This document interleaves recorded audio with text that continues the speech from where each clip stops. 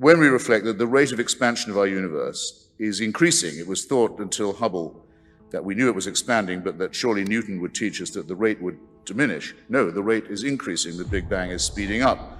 We can see the end of it coming increasingly clearly, and while we wait for that, we can see the galaxy of Andromeda moving nearer towards the collision that's coming with us. You can see it now in the night sky.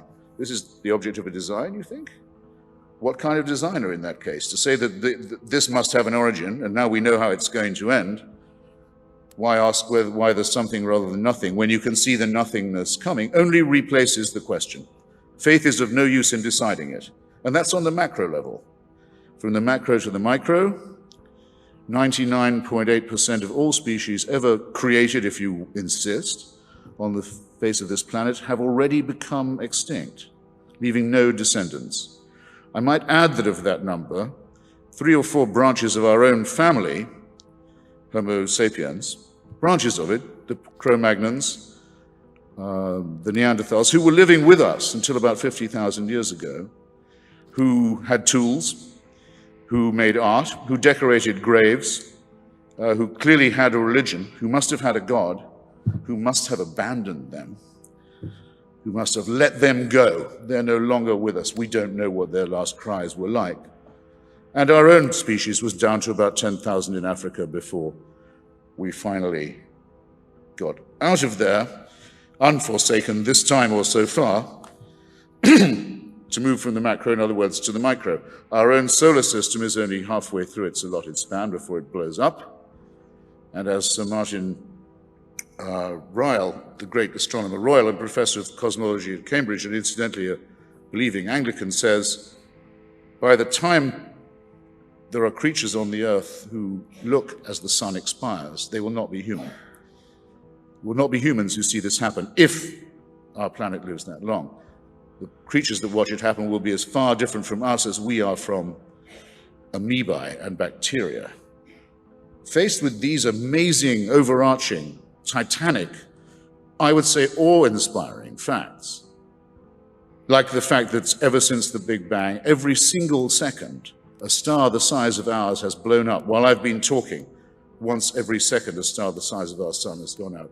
Faced with these amazing, indisputable facts, can you be brought to believe that the main events in human history, the crucial ones, happened 3,000 to 2,000 years ago in illiterate desert Arabia and Palestine, and that it was at that moment only that the heavens decided it was time to intervene, and that by those interventions we can ask for salvation?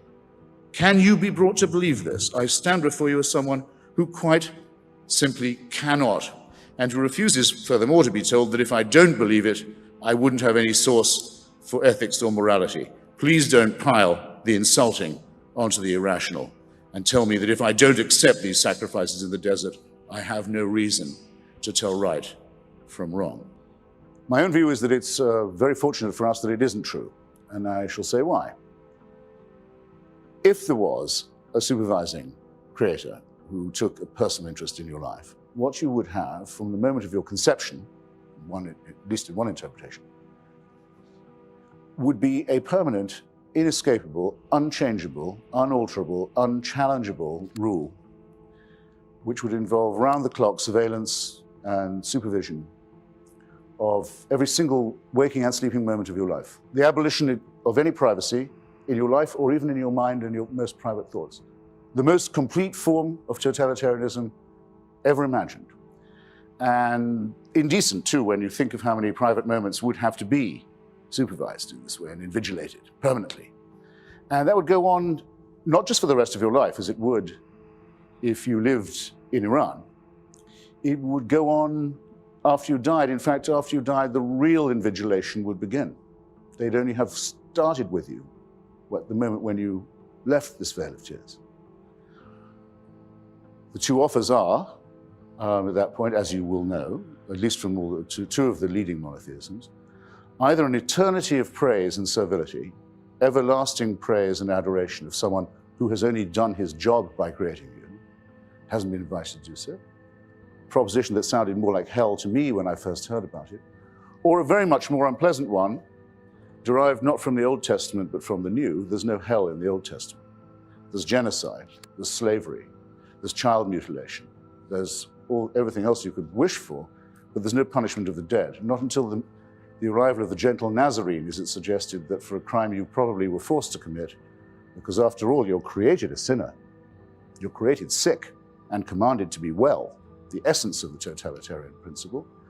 But for that, you might face an eternity of torture, to which there will be no end. Now, I think this is a horrible proposition. I think those who wish for it are wishing for slavery and servility, for the abdication of their own responsibility, for the dissolution of their minds, the abolition of their individuality.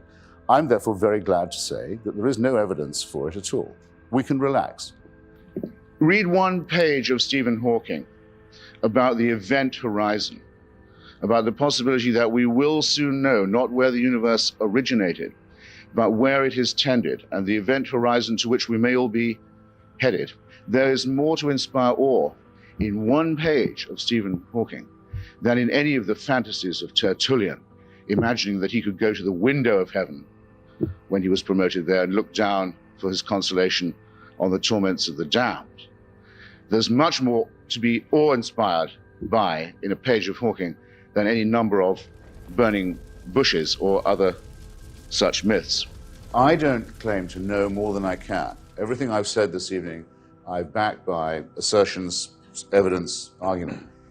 Douglas Wilson, who's just as modest and friendly and tender a chap as I am, says, yeah, but I have an advantage over Christopher, because I know what God wants, and I know what he says in his book. I have access to higher authority. Now, what I want you, I'll ask him, but I don't care. I've asked him before. You have to ask him. How does he know that? And by what right does he claim to know the mind of God? And if you were a serious spiritual person, wouldn't you think it was a bit much that someone said they could come before you and tell you what God wanted? As long as they don't call it modesty, I don't mind. As long as they don't call it humility, I don't mind. But I don't like being told that my arguments aren't as good as his because he has divine information that's withheld from me. That we are only mammals, as His Holiness the Pope is only a mammal. We don't make a mystery where none exists. We say that we face the heavens and we find them empty, and that some of us, at any rate, are not alarmed to find this emptiness, and would be more alarmed to find the heavens full of permanent supervision and invigilation, and that an ethical life may be led by someone with no supernatural means of support, without the fear, if it is a fear, or the hope, if it is a hope, of celestial invigilation.